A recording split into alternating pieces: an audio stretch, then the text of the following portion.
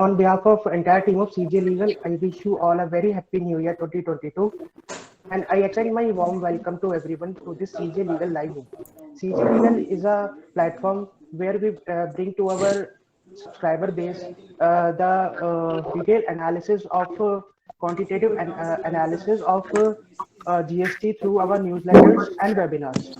As we know that the government has recently brought out the latest changes in GST, which comprises of changes in GST Act through Finance Act 2021 and GST rules. So today's webinar aim for the month of January 2022 aims to analyze the major changes in the GST made applicable with effect from 1st of January 2022, which have far-reaching impact on GST compliances and GST litigation. So the deliberation will be taken by C.A. Chitresh Gupta. C.A. Chitresh Gupta is a senior member of Team CJ Legal, having vast knowledge and experience into indirect taxation.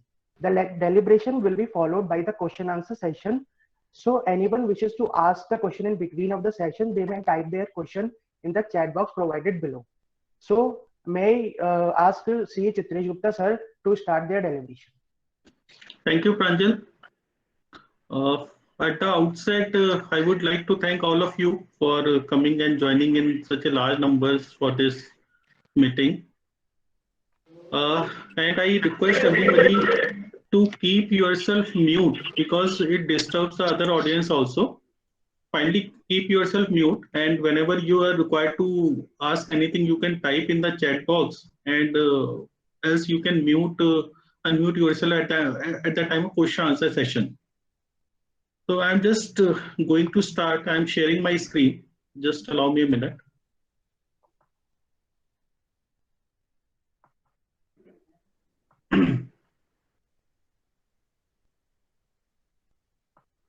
I hope my screen is visible to everybody.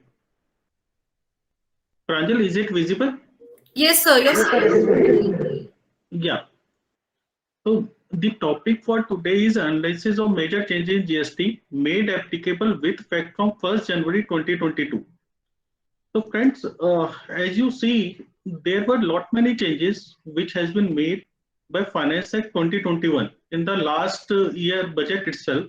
But those changes, most of those changes were not notified till date. However, now the government has notified most of those changes which were already made in Finance Act 2021 with effect from 1st January 2022.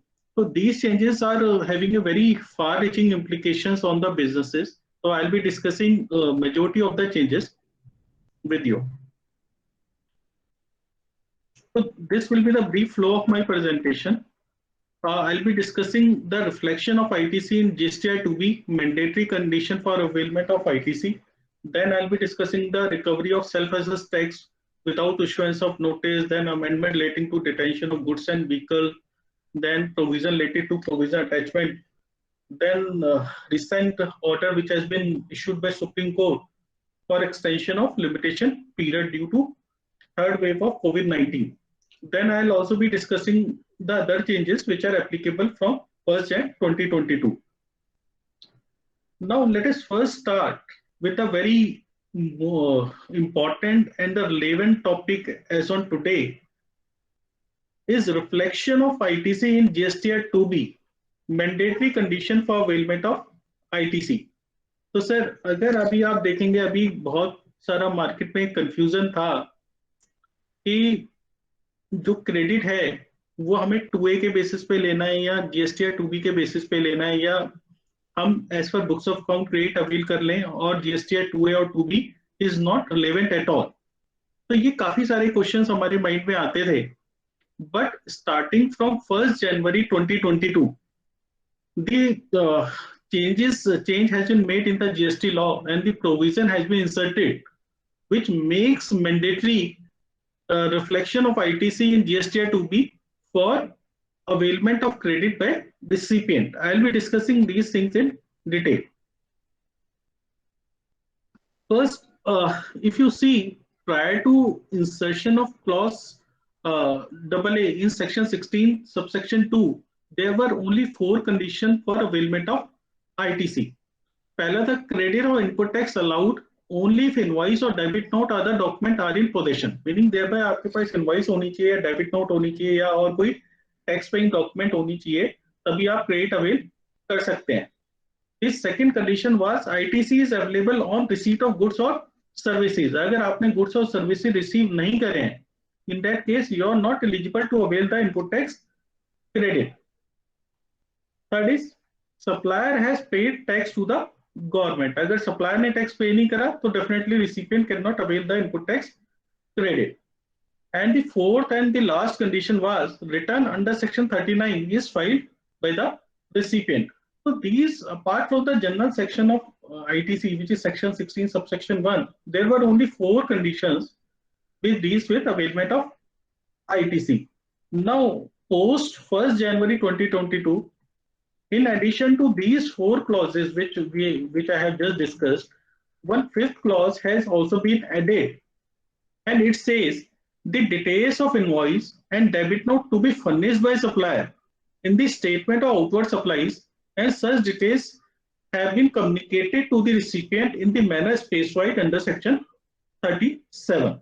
Meaning thereby, now from 1st January 2022, one more condition has been added that the detail of invoice and debit note should have been furnished by supplier. Meaning thereby जो supplier है वो detail of outward supplies जो है अपनी GSTR 1 या invoice furnishing facility में furnish करेगा, and only when such details has been communicated. Meaning there खाली फर्निश करना ही सफिशिएंट नहीं है कि भाई उसने GSTR 1 में फर्निश कर दिया या इनवॉइस फर्निशिंग फैसिलिटी में फर्निश कर दिया, यही सफिशिएंट नहीं है, वो फर्निश करेगा and these details should have been communicated to the recipient in the manner prescribed under section 37. Meaning thereby communication to the recipient is also important. There may be a case कि supplier ने अपनी GSTR 1 file करी, उसमें उसने recipient का GST number गलत डाल दिया, तो उस केस में सप्लायर कहेगा कि भाई मैंने तो GSTR 1 फाइल करी है और उसमें जो है क्लेमेंट सप्लाई दिखाई हुई है तो क्रेडिट मिलना चाहिए. लेकिन यहाँ पर एक और कंडीशन जो उन्होंने लॉ में डाली है, उन्होंने कहा है details have been communicated to recipient. तो उसने चाहे डिटेल जो है रिटर्न में डाली है बट GST नंबर उसने इनकरेक्ट डाला है सप्लायर ने, इस वजह से वो डिटेल्स जो है कम्युनिकेट रिसिपिएंट को नहीं हुई है, तो इस केस में भी रिसिपिएंट को क्रेडिट डिनाई हो जाएगा. तो if I go further into this, consequent to the insertion of clause AA in section 16 subsection 2, the rule 36 sub rule 4 has also been amended. तो हम लोग सभी लोगों को पता है रूल 36 सब रूल 4 क्या है. तो अगर मैं अर्लियर प्रोविजन की बात करूं तो ये रूल कहता था input tax credit to be availed by registered person in respect to invoices और debit note the details of which have not been furnished by suppliers in GSTR 1 or using IFF shall not exceed 5% of the eligible credit available in respect of invoice or debit note, the details of whom have been furnished by the supplier. Meaning thereby जो missing invoices पे जो credit था जो GSTR 2A में नहीं आ रही थी, उन मिसिंग इनवॉइसेस पे आप 5% से ज्यादा का क्रेडिट नहीं क्लेम कर सकते थे जो मेरा GSTR 2A में अपेयर हो रहा था. तो गवर्नमेंट ने एक आपको 5% का बफर दे रखा था. पहले ये बफर जो है 20% था, which gradually reduced to 10% and after that reduced to 5%. तो जो है आप जो है 5% का क्रेडिट एक्स्ट्रा ले सकते थे on missing invoices which are not appearing in GSTR 2A. Now due to insertion of this new provision in as one of the condition in section 16 subsection 2, rule 36 sub rule 4 has been amended prospectively, and it says no ITC shall be availed by registered person in respect of invoices or debit notes the details of which are required to be furnished. Sir, यहाँ note करें word required to be furnished, meaning thereby वो required to be for detail जो है required to be furnished होनी चाहिए. PPT is not appearing on the screen. Sir मैं request करूंगा कि एक बार अपने क्वेश्चन जॉट डाउन कर लें, because It will also disturb the, Sir, yeah. sir, actually, Mr. SK Jaswal sir is saying that your screen is not visible properly. I think the screen is not completely visible on the screen right now. Let me Can you share it please once start again. teaching? Yes, sir. It is not appearing, sir. Let me share it once again.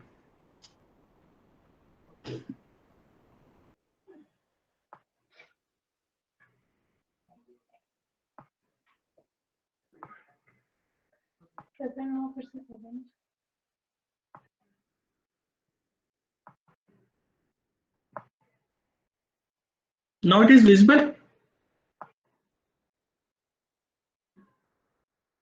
Now my screen is Yes, visible. yes, sir. The screen is visible now. Yes, sir. Yes, sir. Now Yeah. displayed. Yes, it Yeah. is. Yeah. तो जो अब मेरा rule 36 सब rule 4 है, that has been amended, and now this rule says no ITC shall be availed by a registered person in respect of invoices or debit notes, the details of which are required to be furnished under subsection 1 of section 37 unless the details of such invoice or debit notes have been furnished by supplier in the statement of outward supplies in GSTR 1 or using invoice furnishing facility, and का मतलब ये दोनों condition cumulatively satisfy होनी चाहिए, and the details of such invoices and debit notes have been communicated to registered person in form GSTR 2B. Meaning thereby इसमें दो तीन चीजें नोट करने वाली हैं. पहले तो क्या है, वो डिटेल जो GSTR 1 में फर्निश होती है या IFF फैसिलिटी के थ्रू फर्निश होती है, that should have been furnished by supplier. First thing. Second thing, those details should be communicated to the recipient in form GSTR 2B, not GSTR 2A. तो पहले जो question आता था हमारा prior to 1 जनवरी 2022 कि भाई क्रेडिट हमें जो है GSTR 2A के बेसिस पे लेना है या GSTR 2B के बेसिस में लेना है, ये काफी एक कंफ्यूजन था मार्केट में, because the law was also silent and the department was saying कि you claim the ITC based on GSTR 2B, so there was confusion. Now by way of this rule, the government has given legal sanctity to GSTR 2B. So you can say going forward from 1st January 2022, the GSTR 2A is not relevant now.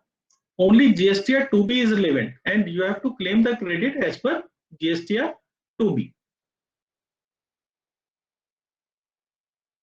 So if we see the applicability of rule 36 sub rule 4 on the type of assessee, किस इस assessee पे rule 36 4 लगेगा या सब पे लग जाएगा. अगर हम इसकी रीडिंग को, इस रूल की रीडिंग को देखें तो कहता है no input tax credit shall be availed by registered person in respect to invoice या debit note the details of which are required to be furnished under section 37 subsection 1 unless, meaning thereby details should have been required to be furnished under section 37. तभी इस rule में cover होगा. अगर details are not required to be furnished under section 37 subsection 1, then this rule is not attractive. तो अगर हम section 37 subsection 1 की reading करें, this section says every registered person other than input service distributor, meaning thereby input service distributor is not required to declare the details under section 37 subsection 1. A non-resident taxable person, a person paying tax under provision section 10, that is composition, section 51 which relates to TDS, or section 52 which relates to TCS, shall furnish electronically in such form and manner as may be prescribed the details of outward supplies of goods or services or both affected during a tax period on or before the 10th day of the month succeeding the said tax period, and such details shall be communicated to recipient of said supplies within such time and manner as may be prescribed. तो sir अगर मैं section 37 subsection 1 देखूं तो उसमें everybody is not required to file GSTR 1.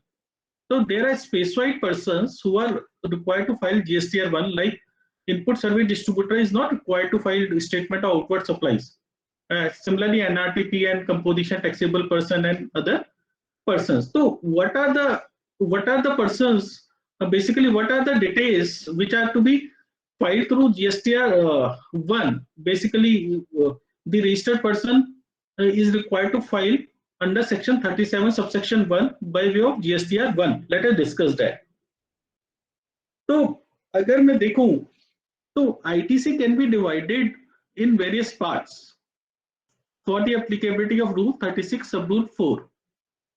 तो अगर मैं पहली कैटेगरी देखूं लाइक इंपोर्ट ऑफ गुड्स, तो जब मैंने यहाँ पर पढ़ा था पहले रूल 36 सब रूल 4 को पढ़ता हूं मैं, I always emphasise on the word required to be furnished, कि जो उसमें यूज्ड है, I read again for your benefit, no input tax credit shall be avail by registered person in respect of invoice और debit note details of which are required to be furnished.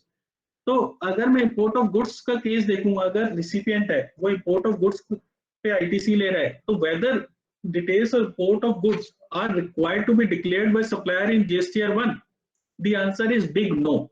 So when detail of import of goods is not required to be declared in GSTR 1, so definitely this is not required to be reflected in GSTR 2B for availment of input tax credit. So in case of import of goods, reflection in GSTR 2B is not the condition, and the ITC on import of goods can be availed on the basis of bill of entry. But as a matter of caution, it is advised that since the detail of import of goods is appearing in GSTR 2B, it's better to reconcile it. But the claim of ITC should be based on the basis of actual bill of entry, not on the basis of reflection in GSTR 2B. The another is import of services. तो sir हम सबको पता है कि जो import of services है, import of services के case में जो रिसिपिएंट है वो रिवर्स चार्ज में टैक्स पे करता है। तो इंपोर्ट ऑफ सर्विस की कोई भी सप्लायर जीएसटीआर 1 में डिटेल नहीं देता है। तो जब इंपोर्ट ऑफ सर्विस की डिटेल जीएसटीआर 1 में नहीं जाती, तो definitely these details can not be reflected in GSTR 2B of the recipient. तो in this case also the reflection of details in GSTR 2B is not relevant, and ITC can be availed on the basis of self invoicing, which we are doing presently.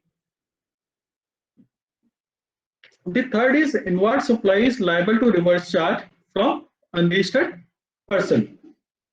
तो sir अगर हम GST law की बात करें, there are two sections relating to reverse charge. One is section 9 subsection 3, the another is section 9 subsection 4. तो section 9 subsection 3 में जो है वो कंपलसरी रिवर्स चार्ज है ऑन स्पेसिफाइड गुड्स और सर्विसेज। जो मेरा सेक्शन 9 सबसेक्शन 4 है उसमें रिवर्स चार्ज है relating to supplies received from unregistered person, which is majorly keeped in abeyance and has not been notified till date, barring in very few cases. So if I talk about section 9 subsection 3, which is a compulsory reverse charge in case of specified goods or services, in that case the details of RCM is detail of RCM can be divided into two parts. One is the from the unregistered person. Suppose आपका GT है, for example GT है, goods transport agency. The goods transport agency can be registered as well as unregistered, but in both the cases that GTA will fall under section 9 subsection 3. तो अगर वो मेरा GTA unregistered है, तो definitely that GTA is not required to fill the detail of outward supplies in his GSTR 1, and when he is not required to fill the details of his outward supplies in GSTR 1, so it is not required to be reflected in GSTR 2B of the recipient. And again, in this case also, the credit can be availed by the recipient on the basis of self-invoicing. The another case is inward supplies liable to reverse charge from registered persons. Suppose मैं example लेता हूँ, ये जो GTA था जिससे मैंने trade की services ली थी, ये GTA मेरा रजिस्टर्ड था। अगर वो रजिस्टर्ड GTA है तो हम सभी को पता है कि जब रजिस्टर्ड GTA है तो जब उसको अपनी GSTR 1 वो फाइल करेगा, तो he is required to declare the supplies, outward supplies which he has made to the other registered persons, and tick the checkbox कि tax is required to be paid by the recipient of services. तो इस case में जो कि these details are required to be filed by the registered GTA in their GSTR 1, and these details are also required to be auto-populated in GSTR 2B of the recipient. So in our view, the credit in this case should be dependent on the reflection of these details in GSTR 2B. Although to me, it seems to be a bit anomaly, because somebody may argue that in case of reverse charge, since the recipient is liable to pay tax, so in that case, it does not matter whether it is reflected in 2B or not. But sir, if you see the provision which is being given in the law, it says the details which are required to be furnished. So this is the detail of outward supplies which is required to be furnished by GTA in their GSTR 1. And for recipient, it is the condition, once it is required to be furnished, it should have been reflected in GSTR 2B for availment of input tax credit. So I think it is very important point, and here we need to caution all our vendors who are under reverse charge mechanism to show the reverse charge supplies properly in their GSTR 1, and we have to claim the input tax credit based on their reflection in GSTR 2B. Then inward supplies from ISD. तो हमने अभी discuss करा, जो ISD अपनी return file करता है वो section 37 में नहीं करता, and the ISD is not required to file statement of outward supplies. So definitely जो ISD का credit मैं ले रहा हूँ, that is not dependent on reflection in GSTR 2B. Then the another is all other ITC. So definitely yes, in case of all other ITC, the ITC claim of ITC will be dependent on reflection in GSTR 2B.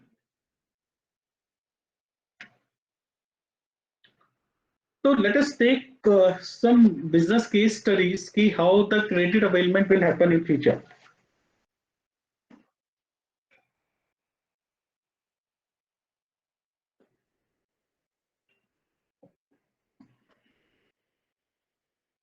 If you see the table, in this table I have taken the supplier, then the recipient. So in case of supplier, if the period of invoice is Jan 2022 and he has supplier has filed a GSTR 1 and reflected this invoice in Jan 22 only, in that case the recipient also books the invoice in Jan 2022 and it will also be reflected in Jan 2022, and the recipient can also claim in GSTR 3B of Jan 2022. In the second case, the period of invoice is 2021, December 2021, and the supplier has reflected this invoice in GSTR 1 of December 2021. So, but the recipient has considered this invoice in the Jan 2022 in books, because maybe in December month it may be in GIT or something, some other reason. So recipient has booked this invoice in Jan 2022, and this invoice will be reflected in December 2021. Reason being, the supplier is already supplier has already shown this invoice in December 2021. So in this case, the recipient can claim the credit on this invoice in Jan 2022.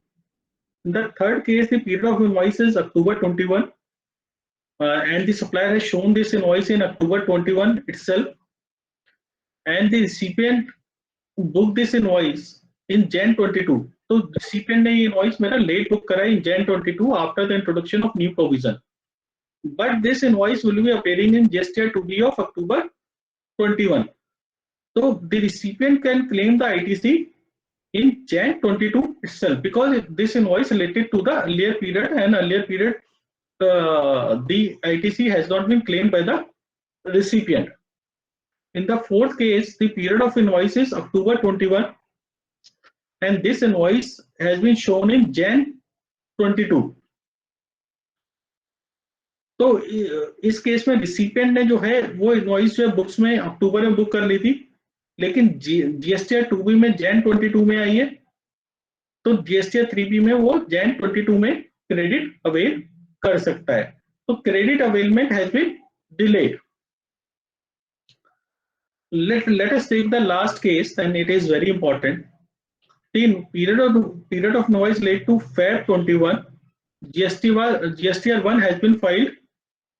It has been shown in the GSTR 1 of Jan 2022, meaning thereby after it has been shown after the prescribed period of September. So in this case, the recipient has booked the invoice in March 2021, but this will be reflected in Jan 2022 GSTR 2B. So in this case, the recipient cannot claim the credit because the limitation period which has been defined under section 16 subsection 4 has already been passed, which is the due date of furnishing and due date of furnishing return for the month of September, or actual date of furnishing annual return, whichever is earlier. So it's when due date of furnishing September return has already been passed. So in this case, the recipient will not be eligible to claim the input tax credit. So if we read both the sections together, is section 16 subsection 2 clause AA, which is recently notified from 1st January, and section 16 subsection 4, which contains the limitation period. So we come to a very interesting conclusion. Like for example, take one question, जैसे कि what if the invoice or debit note is shown by supplier after September of next financial year, meaning thereby कि जो suppose मेरा जो debit invoice है या debit note है जो फाइनेंशियल ईयर जो है 21-22 का है, वो उसने सितंबर 22 की जो रिटर्न है जीएसटीआर 1 है, सितंबर 22 की जीएसटीआर 1 में नहीं दिखाया, उसके बाद दिखाया है. तो सपोज द पोर्टल परमिट्स की जो वो सितंबर के बाद की जो रिटर्न फाइल करता है उसमें वो जीएसटीआर 1 में वो दिखा पाता है, although it depends on the portal whether it allows or not. Sometimes it allows and sometimes it does not allow. Assuming the portal allows the supplier to show the supplies related to financial year 2021-22 in the return of October 2022. So in this case, although the supplies invoice and debit note has been shown by the supplier, but the recipient will not be eligible to claim the input tax credit. Reason being, it has been barred by the limitation because the credit can be availed only up to the due date of filing return for the month of September of the following year. Now let us take the second case. What if the amendment to the invoice or debit note is done by supplier after September of the next financial year? So there can be a case the invoice pertaining to financial year 2021-22 is amended after September 2022. So assuming the portal allows this amendment, so definitely this amendment will not be reflecting in the amendment, may not be reflecting in the GSTR 2B, or maybe reflecting in the GSTR 2B depending on the system. But as per the legal provision, now again it is barred by the limitation which is contained under section 16 subsection 4. Now if I take the example, suppose कि debit note मेरा 100 रुपए का था, उसने value 80 दिखाई दी, तो जो है उसको 20 रुपीज की एडिशनल वैल्यू दिखानी है. तो सपोज सप्लायर मेरा जो है 20 रुपीज की एडिशनल वैल्यू दिखाता है और उसका कॉरस्पॉन्डिंग टैक्स दिखाता है, तो definitely supplier can show and the supplier will be liable to pay the tax in its GSTR 3B, but it is barred by section 16 subsection 4, and the recipient will not be eligible to claim the input tax credit. In spite, this might have been reflected in GSTR 2B of the recipient. There can be other case also. The debit note was of 80 rupees, but wrongly has been shown as 100 in 2021-2022. तो जो 20 rupees की amendment है, जो उसको कम दिखाना है, that amendment has been done after September of the next financial year. Now whether the recipient is required to reverse the input tax credit, so this is actually the open issue. In my view, it's better to reverse the input tax credit to the extent of amendment.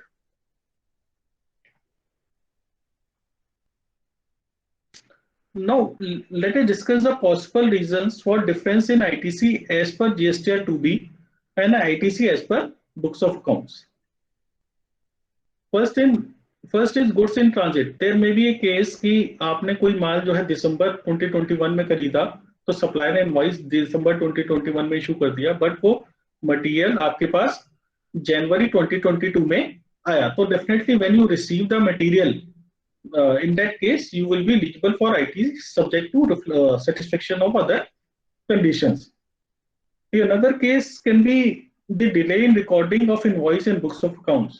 Sometimes what happens कि bill जो है site पे पड़े रहते हैं, या service के bill generally जो है जो कंसर्न डिपार्टमेंट जिन्हें सर्विस लिया है उसके पास रखे रहते हैं, वो अकाउंट्स में रिकॉर्डिंग के लिए काफी लेट आते हैं. तो when these bills are recorded late in books of accounts, तो डेफिनेटली मेरी बुक्स में क्रेडिट बाद में आएगा, जबकि जीएसटीआर 2B में वो क्रेडिट पहले आ रहा होगा. तो this will result in the reconciliation issues. The another possible issue is ITC not claimed on purchases, that is rejected goods. Instead of cancelling the invoice, supplier issues credit note. Sometimes what happens, supplier ने आपको material भेजा. In case of some companies, I have observed that कि अगर वो goods में कुछ issue है या कुछ इनवॉइस में इशू है, तो समटाइम व्हाट हैपेंस, जो रिसिपिएंट होता है वो गुड्स को एक्सेप्ट ही नहीं करता, वो बाहर ही कह देते हैं कि भाई हम इसको एक्सेप्ट नहीं करेंगे, you have to take it back. तो in that case what happens कि जो सप्लायर है वो अपनी इनवॉइस कैंसिल नहीं कर सकता. तो to take the goods back, the supplier issues the credit note and take the goods back.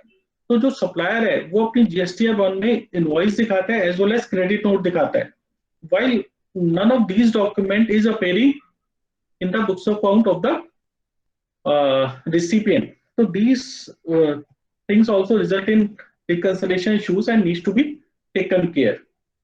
The another possible reason is ineligible ITC. Like we have section 17 subsection 5 wherein the input tax credit has been blocked on certain goods or services. So generally what happens, जो companies हैं वो क्या करती हैं, जो ineligible ITs है वो relevant expense के साथ बुक कर देती हैं.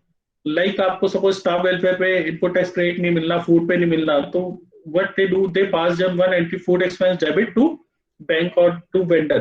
तो the amount of tax is already included in the particular expense and not available separately in our books of account. But since these invoices are coming separately in our GSTR 2B, so the credit is, the tax amount is also reflecting separately in GSTR 2B. So this also reflect in it result in mismatch issues. In my view, we need to explore the possibility of recording this ineligible ITC separately in our books of account. Reason being, this ineligible ITC is also required to be reported in our GSTR 3B, but there are so many people who are not reporting it. Then another is airline based, CHA based, bank charges where tax invoice is generally not provided by the supplier. Suppose आप airline ticket जो है commission agent से कर रहे हैं, broker से कर रहे हैं, या CHA का bill है, they incur lot many charges on your behalf and they give you their own invoices. So in that case, you don't have the actual invoice of the airline or the actual invoice of the expense. So you just book the invoice of the CHA or maybe the commission agent bill. So in that case, what happens, since you have booked the consolidated bill, but at the time of booking the airline bills, your GSTIN number may have been given by the agent, or CHA may be using your GSTIN number. So many entries are maybe reflecting in your GSTR 2B, and which will not be matching with your books of accounts. So it results in a reconciliation problem. So in my view, try to get the separate bills for these charges so that the credit can be claimed appropriately, and there should not be any mismatch issues at the time of GSTR 2B reconciliation with books of accounts. The another is transaction reported as B2C by the supplier in GSTR 1. तो sir देखें कितना draconian law GST बनता जा रहा है कि अगर supplier ने गलती से B2B ट्रांजैक्शन को B2C में दिखा दिया और वो ट्रांजैक्शन आपको कम्युनिकेट नहीं हुई, मतलब आपके GSTR 2B में नहीं आए रिसिपिएंट के, in that case the government says nothing doing, you will not be eligible to claim the input tax credit. Now sometimes the question arises whether due to such small procedural lapse on the part of the supplier, whether the government can really disallow the input tax credit. I think this is a big question, and a lot of litigation is going to come in future only on this issue, because only just due to the fault of supplier on whom I do not have any control, whether disallowance can be made.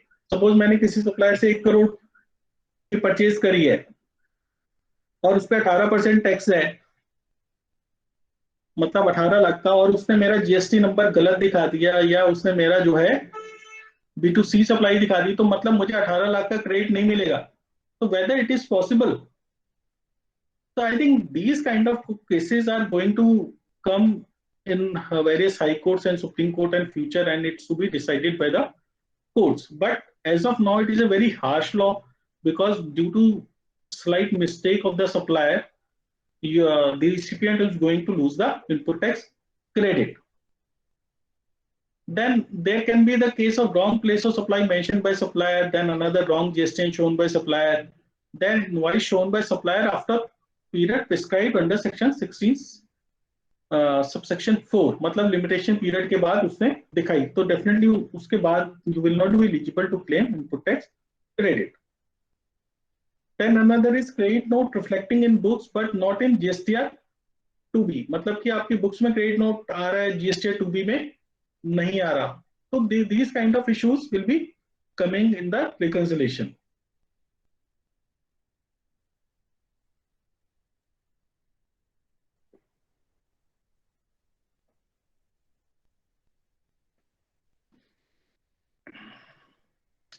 तो sir अगर मैं देखो valuation evolution of condition for eligibility to avail ITC under GST law, basically कैसे ITC के respect में ये law कैसे evolve हुआ है. If you see the law can be divided into 3 periods. First is 1 July to 8 October 2019. The second period is 9 October to 31 December. तो जो पहला पीरियड था बेसिकली जो थर्ड पीरियड है that is 1 January 2022 and onwards. तो जो पहला period था from 1 July 2017 to 8 October, we were having only section 16 which determined the eligibility of ITC, but we were not having rule 36 sub rule 4 which was introduced from 9 October 2019 only, meaning thereby the period prior to introduction of rule 36 sub rule 4 and the period after the introduction of section 13 sub rule 4 rule 36 sub rule 4. तो जब मेरा ये rule 36 sub rule 4 नहीं था, we were having only section 16, and as I discussed earlier कि क्या था उस टाइम में, although the government and the department is saying कि आपकी GSTR 2A reconciliation होनी चाहिए, and we are receiving lot many notices कि अगर आपका GSTR 2A में क्रेडिट रिफ्लेक्ट नहीं हो रहा तो आपको क्रेडिट नहीं देंगे. Now the moot question which arises whether they can legally disallow it. In my view, no.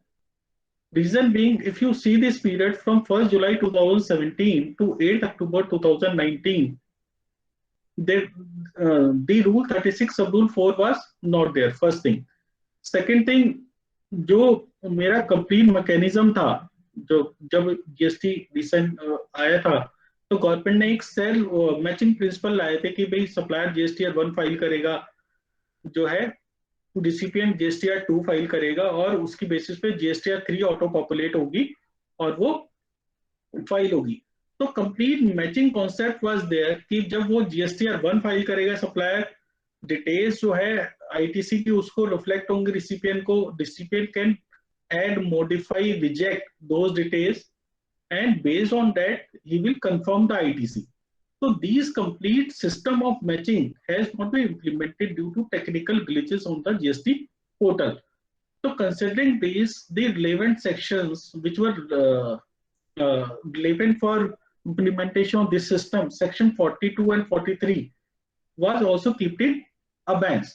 तो जब मेरे सेक्शन ही इंप्लीमेंट नहीं हुए तो government can not implement the GSTR 2A partially because the section has not been notified and the complete system has not been made operational.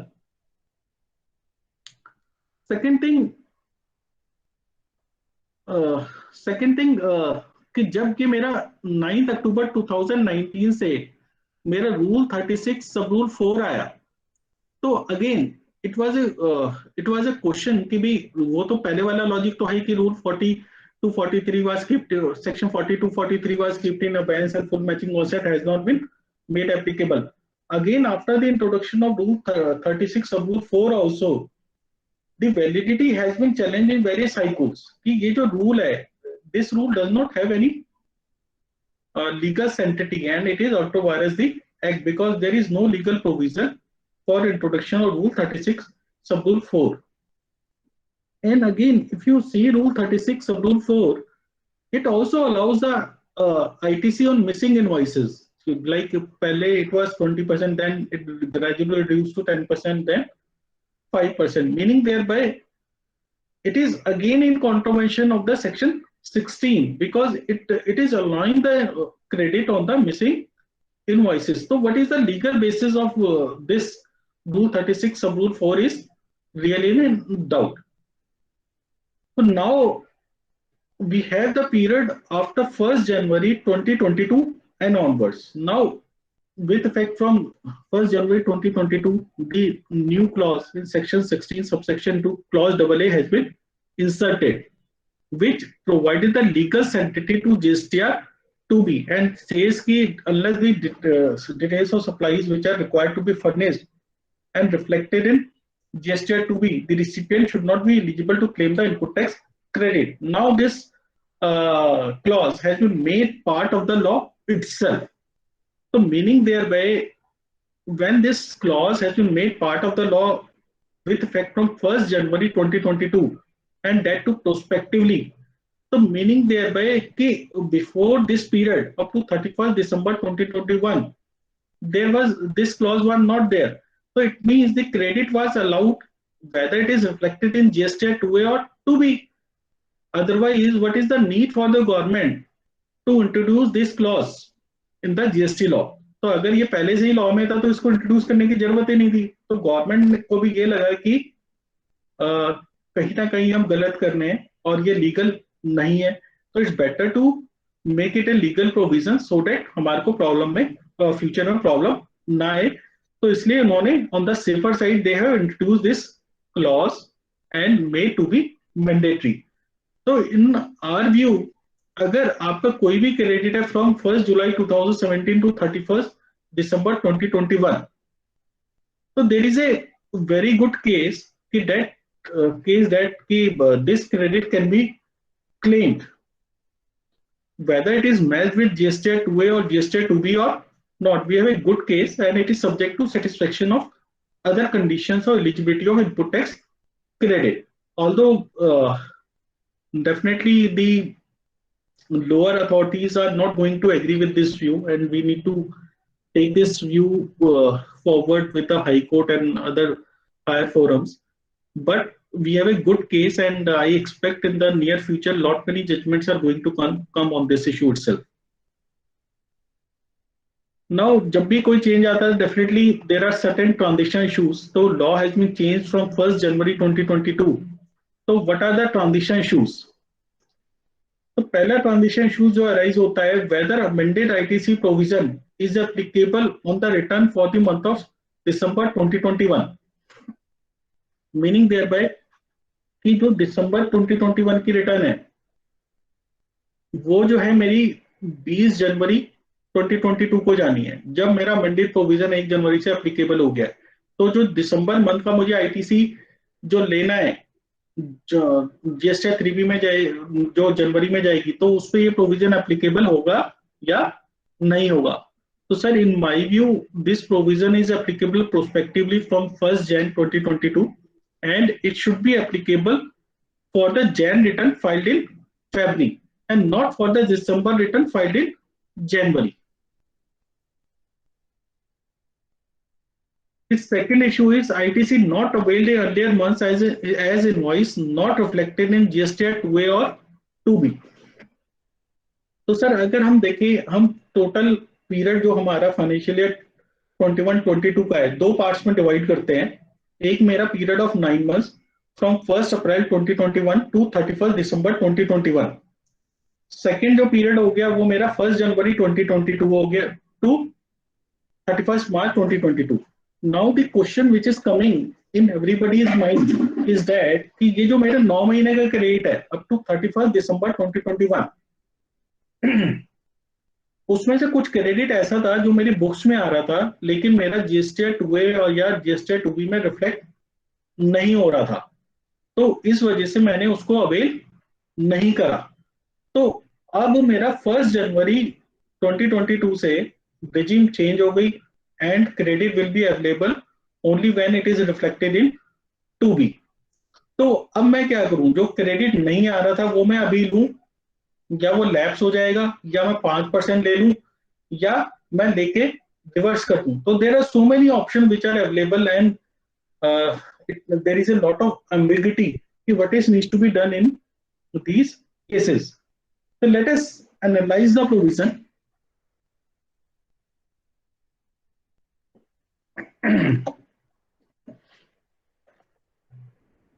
एक तो ये है, first option is avail ITC as per GST 2B and avail balance ITC as and when it appears in GST 2B, meaning thereby कि जो ITC है जनवरी onwards में, जो ITC है वो मैं जीएसटी 2B के हिसाब से लूं, और जो मेरा अप्रैल से दिसंबर 2021 का आईटीसी है वो जैसे जैसे मेरे 2B में अपेयर होता जाएगा अप टू सितंबर 2022, वो मैं वैसे वैसे क्लेम करता जाऊं. It is a very conservative view and it will result in loss of revenue because the ITC which has not been reflected in 2B, you will not be able to claim that. The another view can be avail full ITC including ITC not appearing in GST 2A or 2B. अब एक question ये है कि भाई जो अप्रैल से दिसंबर 2021 का ITC है जो मेरा 2A 2B में नहीं आ रहा है, तो मैं सारा क्लेम कर लेता हूं दिसंबर की रिटर्न में, और जो बाद में आएगा बाद में उससे मैच हो जाएगा, जो एक्सेस होगा वो मैं रिवर्स कर दूंगा. तो this can be another view, but definitely आप क्लेम करें बट उसको यूटिलाइज ना करें, जो because the interest portion is on utilization. If you have claimed the credit but you have not utilized it, then there is no interest. So this can be one option. Then the third option is avail ITC on missing invoices in GST 3B of December 2021 subject to provisional ITC of 5%. And if exceed 5%, avail and reverse and follow with the vendor to source such supplies in GSTR 1. Meaning thereby, suppose आपका जो ITC है वो काफी सारा जो ITC जो है अप्रैल to दिसंबर में नहीं आ रहा था, जो कि जो है 5% से भी, जो मिसिंग इनवॉइसेस का क्रेडिट आप 5% रूल 36(4) में ले सकते हैं, वो उससे भी ज्यादा हो रहा था. तो the another option can be कि जो आपने क्रेडिट क्लेम करना है वो आपने सारा क्लेम कर लिया और in GST 3B of December and the credit which is beyond 5%, मतलब जो 36 सब रूल 4 की एप्लीकेबिलिटी के बाद भी जो क्रेडिट आपने ज्यादा क्लेम करा है, you avail and reverse that credit and follow with the vendor to show such supplies in GSTR 1. कि भाई आपने एक बार जो है लेके उसको रिवर्स कर दिया, उसका बेनिफिट क्या होगा, जो अवेल करने की टाइम लिमिट है वो अवेलमेंट पे है, जो सेक्शंस 16 सबसेक्शन 4 की जो टाइम लिमिट है it limitation period for availment of ITC, वो इन केस ऑफ अवेलमेंट है. In case of reavailment that limitation is not applicable. तो as and when that thing is reflected you can claim और you can decide at a later stage what to do with this ITC. Then third issue is provisional ITC availed in GST 3B in previous month, whether require reversal. Suppose मैं GST 2B 2A reconciliation नहीं कर पा रहे थे, हम जो है एक अथॉक बेसिस पे ITC लिए जा रहे थे, तो इस केस में sir you have to do the invoice level reconciliation till December 2021 and reverse any excess ITC availed till date, and you may follow the options which have been given in issue number 2. Now what is the way forward कि अब ठीक है नई regime तो आगे मेरी 1 जनवरी 2022 से, तो हमें क्या करना है basically. First is going forward timely reconciliation of ITC reflecting GST 2B with books of accounts. तो सर ये बड़ा इंपॉर्टेंट है कि 14 तारीख को मेरा GST 2B जो है जनरेट हो जाता है और 20 तारीख तक मेरी GST 3B जानी होती है, तो इस दौरान मुझे जो है 2B रिकंसिलेशन करनी बहुत जरूरी हो गई है, क्योंकि जो 5% का बफर था वो बफर भी मुझे अब अवेलेबल नहीं है. Then separate ITC ledger may be maintained where ITC as availed in GSTR 3B and ITC on account of non-reconciliation with GSTR 2B may be called. That may be a issue in recording of ITC. Reason being कि suppose आप purchase करते जा रहे हैं या आपके काफी सारे ITC आप बुक्स पे क्लेम करे जा रहे हैं और काफी सारा ITC आपके 2B में नहीं आ रहा, तो sometime it becomes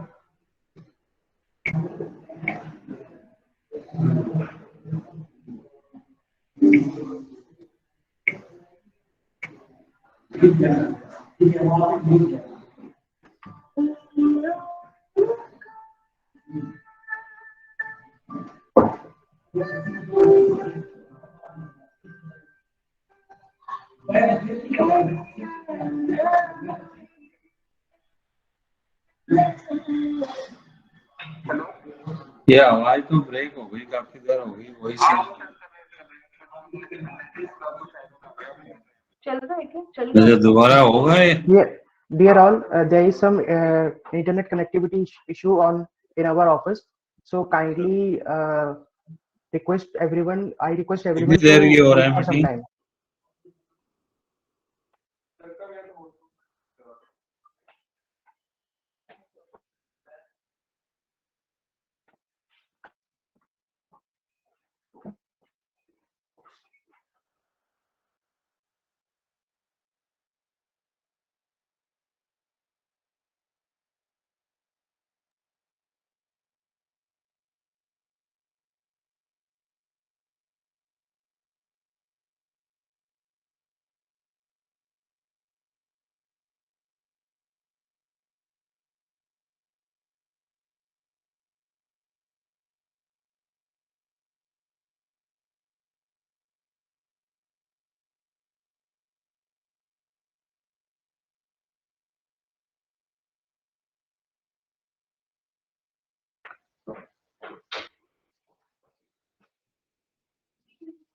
We are resuming the meeting. There was some internet issue in our office.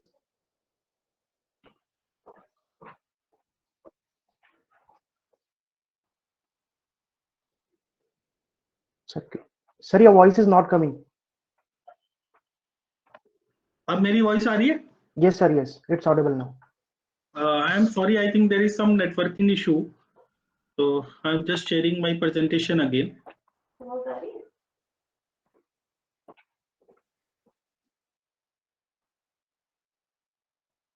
I think I have completed the transition issues, Pranjal.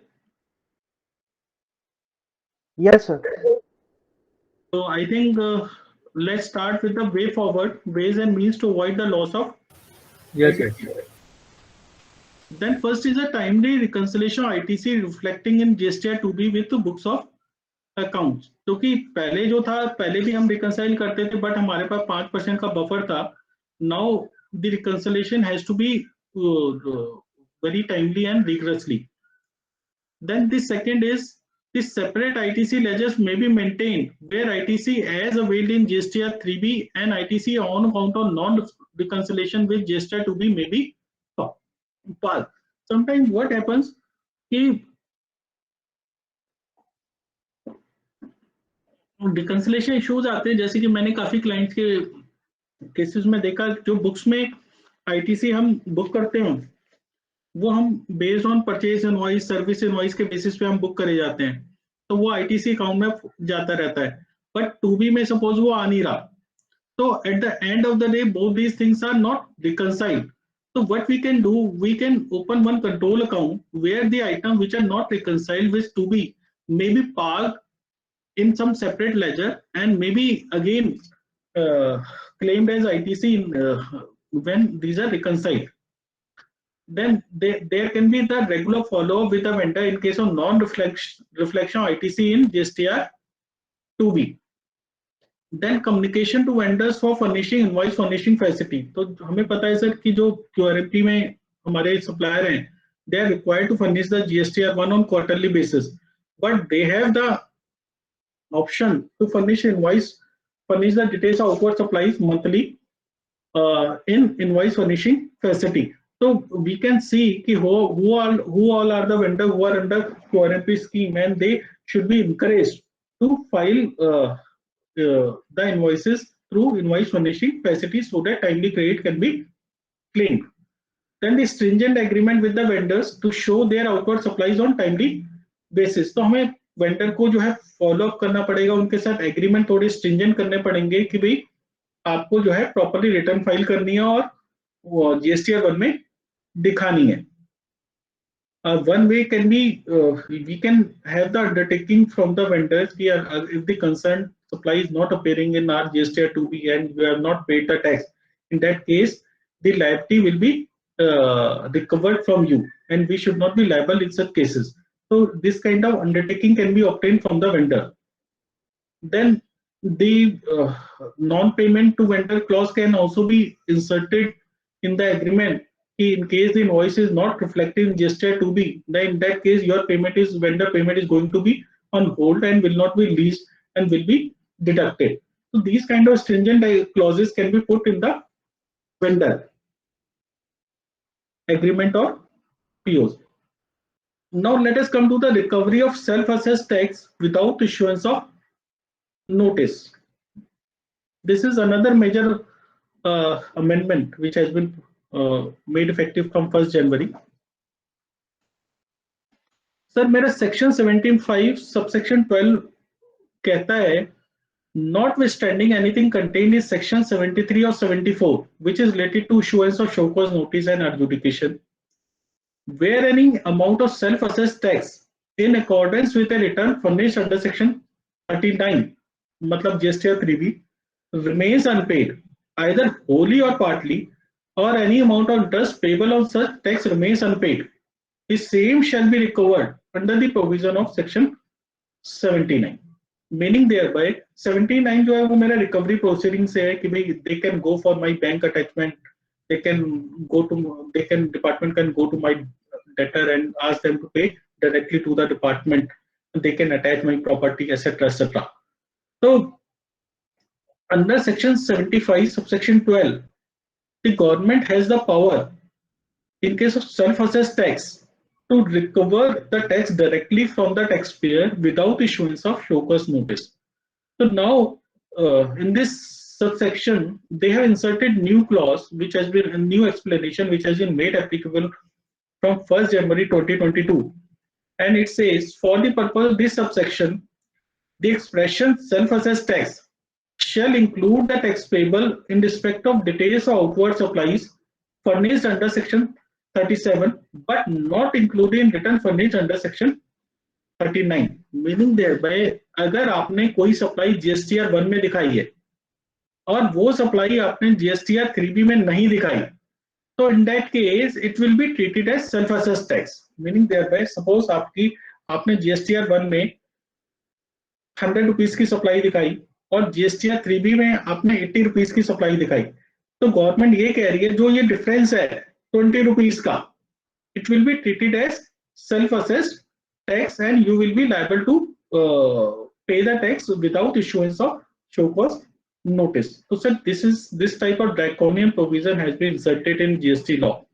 Now the proper officer has the power to recover the tax even without issuing the show cause notice. So there was lot of issue and representation which has been given to the government on this particular issue itself. How the government can give such kind of power to their officers and these kind of powers are liable to be misused.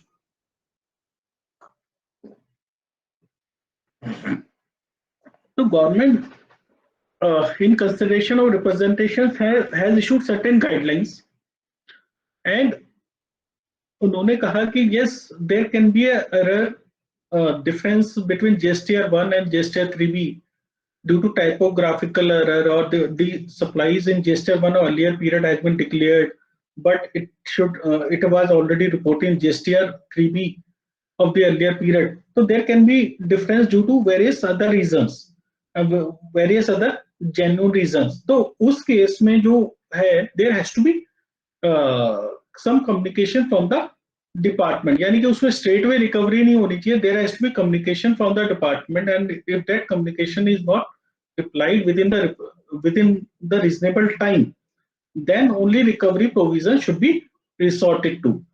So in the guideline they have said in case it is found that amount of tax in GSTR 1 is found to be short paid or not paid by the said person through GSTR 3B, then the proper officer may send a communication.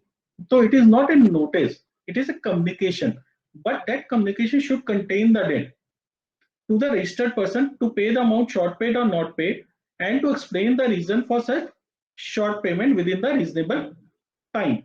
If the concerned person offers the explanation or pays the amount short paid or not paid, then the proceeding will be dropped, or otherwise the proper officer will initiate the recovery proceeding. So these kind of provisions are being inserted in GST law from 1st January 2022.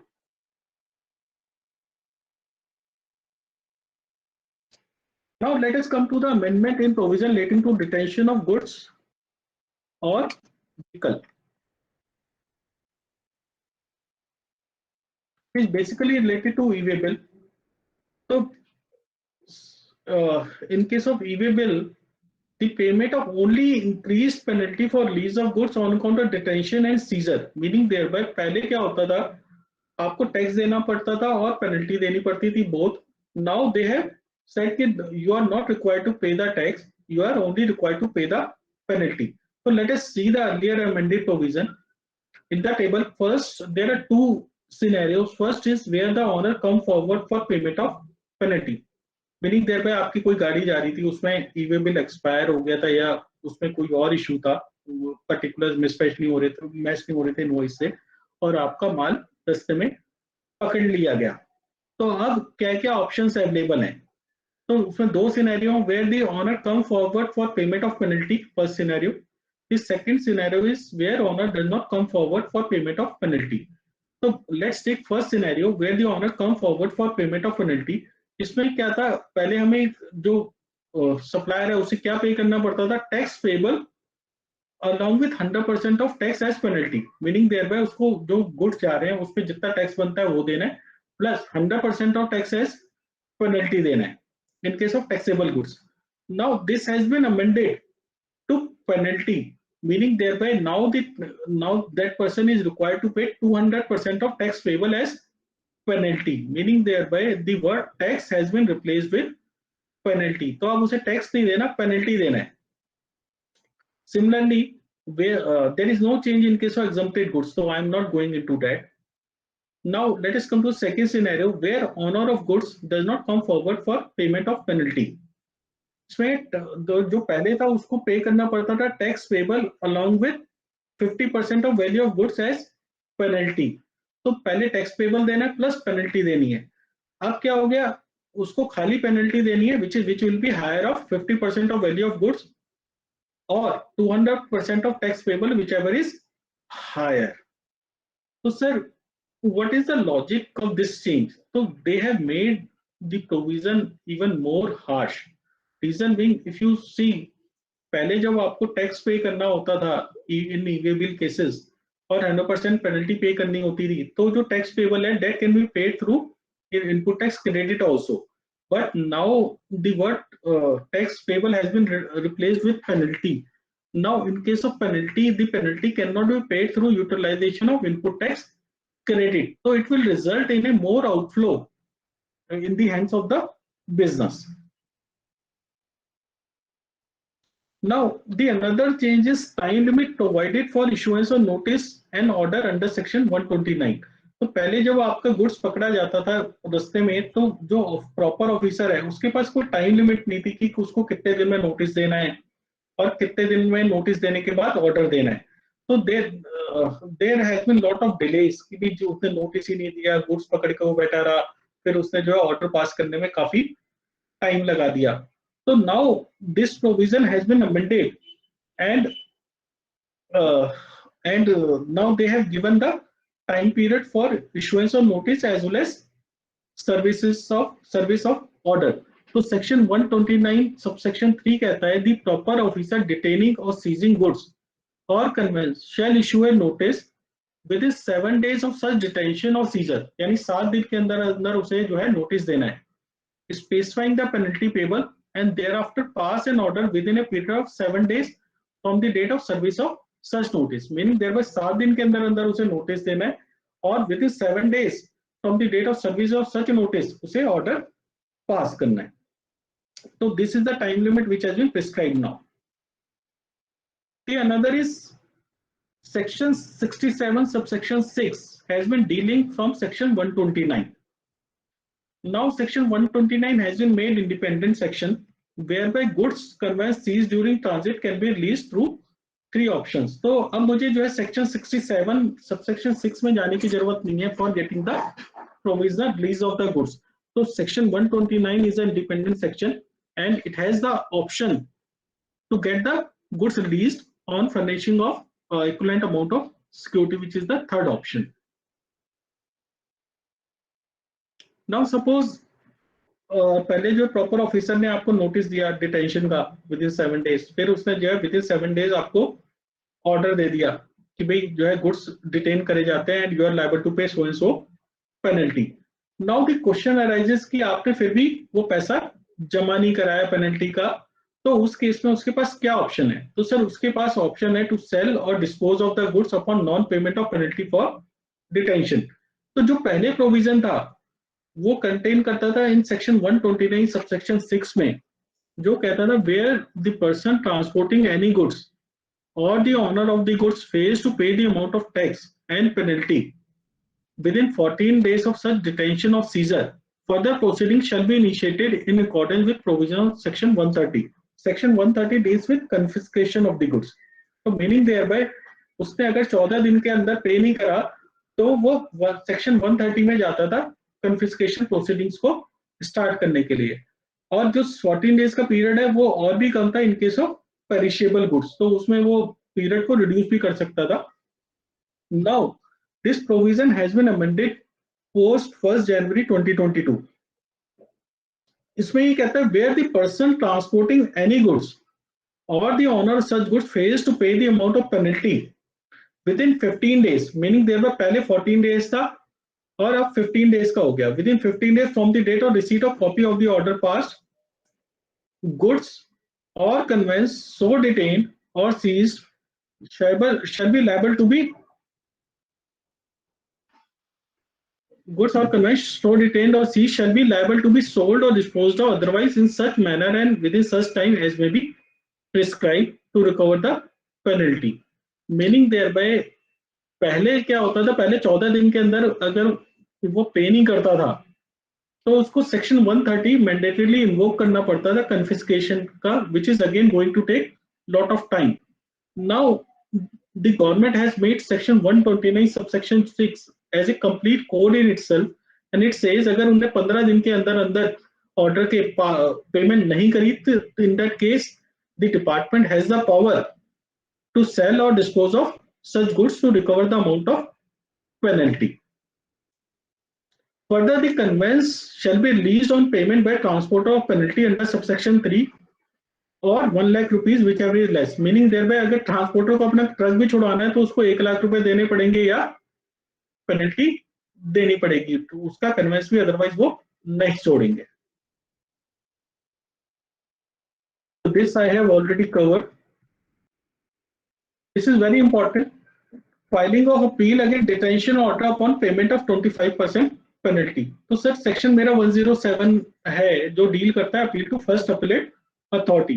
तो उसमें कहता है कि अगर आपको first appellate authority को appeal file करनी है तो in that case you have to pay in full such part of the amount of tax, interest or fine, fee and penalty which is admitted by you, meaning thereby जो admitted liability है वो आपको full जमा करानी है and you have to pay the 10% of the remaining tax in dispute. मतलब जो tax in dispute है वो 10% कराना है जमा और जो admitted है उसका वो आपको 100% जमा कराना है.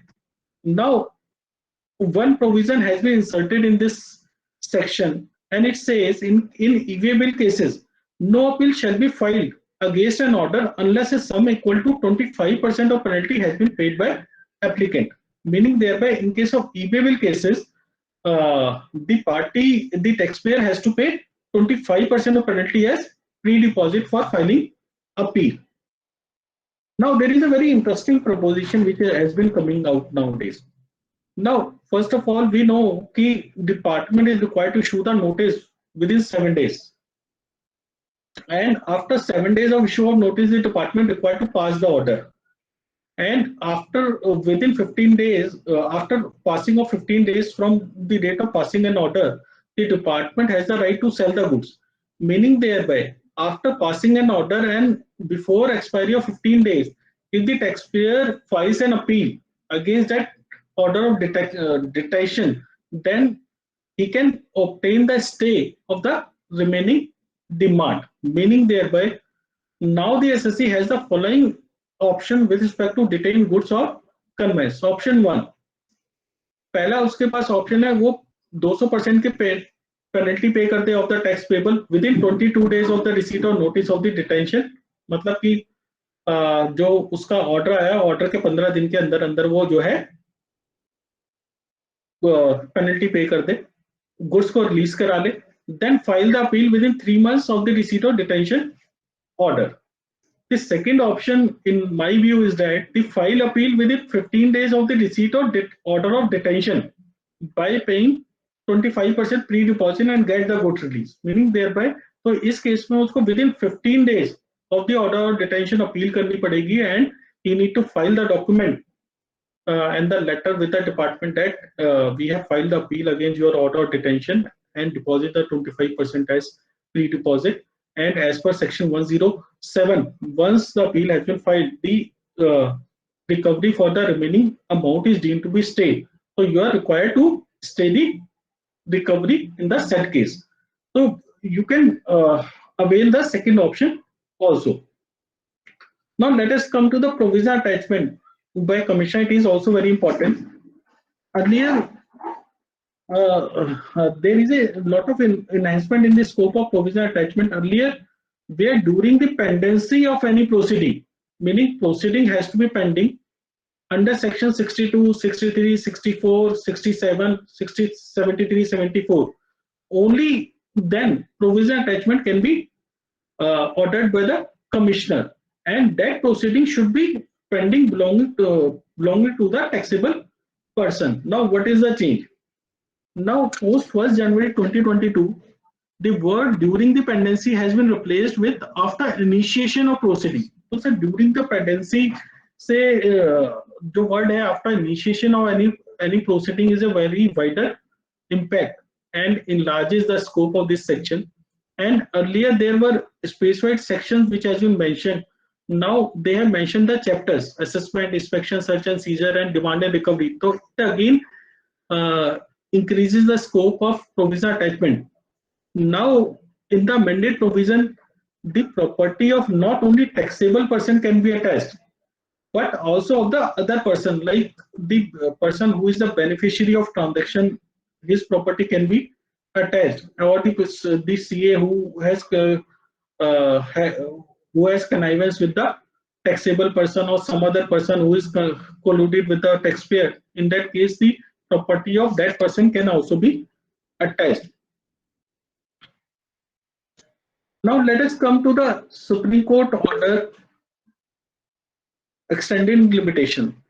तो सर पहले जो है सुप्रीम कोर्ट ने, हमें पता है, सुमोटो कॉग्निजेंस लिया था और उन्होंने ऑर्डर पास करा था 23 मार्च को, extending the limitation period from 15 March 2020 till further orders. तो उसके बाद सुप्रीम कोर्ट के काफी सारे ऑर्डर आए जिसमें उन्होंने कई बार लिफ्ट करा अपना पुराना ऑर्डर, फिर रिस्टोर करा. तो I am not going into that. तो but recently on 10 January 2022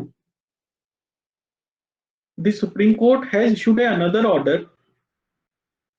for extending the time limit in respect of all judicial or quasi-judicial proceedings. So in this order, the court has said the Honorable Court has restored its order dated 23/3/2020, meaning thereby जो उसका earlier order था वो court ने restore कर दिया. Then period, और उस order में उन्होंने कहा period from 15 March 2020 till 28 February 2022 shall stand excluded for the purpose of limitation as may be prescribed under any general or special law in respect of all judicial or quasi judicial proceeding. Meaning thereby ये जो period है 15 जनवरी 2020 से लेकर 18 फरवरी 2022 तक का, ये period exclude हो जाएगा. Then limitation period expiring between 15 March 2020 till 28 February 2022, 90 days limitation shall be available with effect from 8/3/2022. In the event the actual balance period of limitation remaining with effect from 8/3/2022 is greater than 90 days, the longer period shall apply.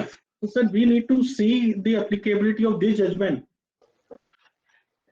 in our cases and see where we can take the benefit of these judgment. And इसमें मैं एक चीज और add करना चाहूंगा जो बहुत ज्यादा इंपॉर्टेंट है. एक जो है सीबीआईसी का एक सर्कुलर भी आया था जो मेरे ख्याल लास्ट जुलाई में आया था, जुलाई 2020 में, जिसमें उन्होंने सुप्रीम कोर्ट की जजमेंट को बताया था कि वो किस पे एप्लीकेबल होगी, किस पे एप्लीकेबल नहीं होगी. एंड द डिपार्टमेंट है also obtain the legal opinion for the same. And in that they have said that this judgment does not apply to the refund application which is filed by the taxpayer. But definitely this circular is liable to challenge and may not interpret the judgment in a correct way. So there are various judgments which are coming in, like a Bombay High Court and Madras High Court, wherein they have said the Supreme Court order will apply in case of refund application also. So you can take the advantage of those judgment of the High Court for filing the refund application. Now let us come to the other changes which are applicable from 1st Jan 2022. I think I have already exceeded the time, so I would not like to go in detail. So these changes are available in my PPT which I will be sharing with you. So you can just go through the changes, and if there is any question you can get in get in touch with me and we can have a discussion. So these are the changes. I have tabulated the changes in the table format for ease of reference. So with this, I would like to end my presentation and thanks for the patient hearing. And over to Pranjal. Thank you, sir. Thank you for such a nice deliberation. Now we shall proceed for the question answer session. If anyone having any question, then they may ask one by one, or they may write their question in the chat box. So, sir, firstly, we are having a question in the chat box from Mr. Manish Agrawal. The question is, the appeal file under second option, that is 25% of pre-deposit for filing the appeal in case of detention, whether truck would also be seized till the disposal of the appeal? No. Truck should be released because appeal is pending. Then the demand is deemed to be stayed. So in my